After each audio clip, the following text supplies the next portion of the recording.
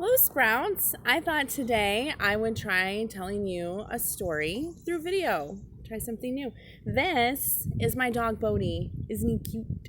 Bodhi does not like to have his picture taken.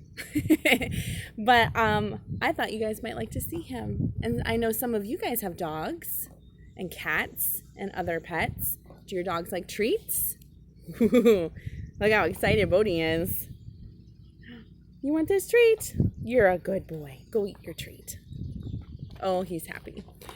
Okay, today I want to tell you a story about one of Jesus's most famous miracles. Last week on the podcast, we talked about how children are important to Jesus, how Jesus always had time for children. And that's true. And we can know that, another way we can know that children are important to Jesus is because he likes to use kids to do some of his miracles and some of his work and his cool stuff. So today we're going to hear a story about that.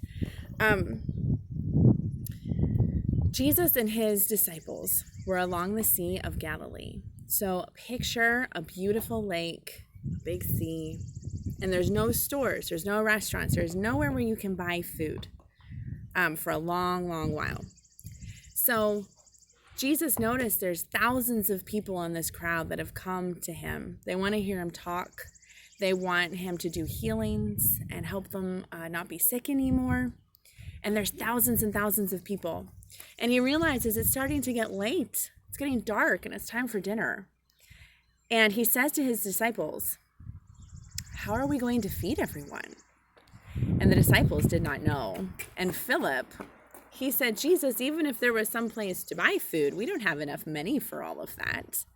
We know there were 5,000 men in this crowd. They didn't even count the women and children. So we can guess that there was probably 10,000 people in this crowd. Is 10,000 a big number?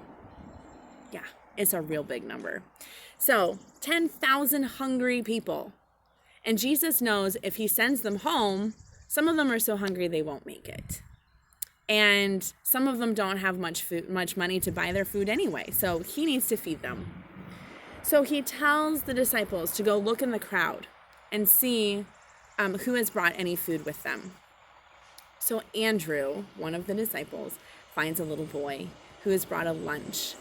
And that lunch has 5 loaves of bread and 2 small fish. Do you like to eat fish and bread? I do not. Mr. Curtis likes to eat fish. He likes to go fishing. He likes to eat fish. I don't like any of that. I like to eat pizza. But they did not have pizza.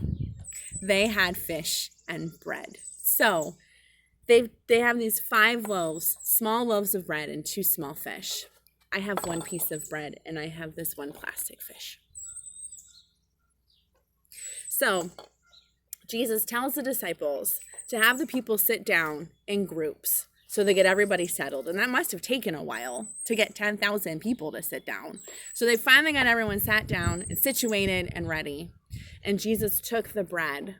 And the very first thing he did was he thanked God for it.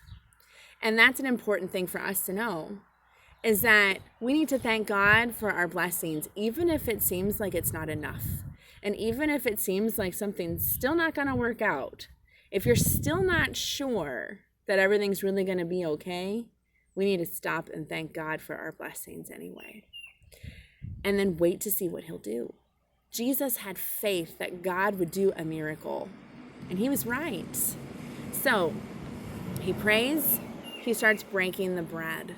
And he has the disciples pass it out. And he just keeps breaking the bread and breaking it up. And they keep passing it out. Now, here's the thing. If you ate this much bread, would you be full? Would that be a good dinner?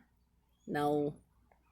If I could tear up this little plastic fish and you could eat it, if you ate just a little bit, would that be good? No. But the Bible tells us they had enough where they were all full and there were even leftovers. Isn't that amazing? God is so good. So I want you to think about that this week and thank God for all your blessings. Bye.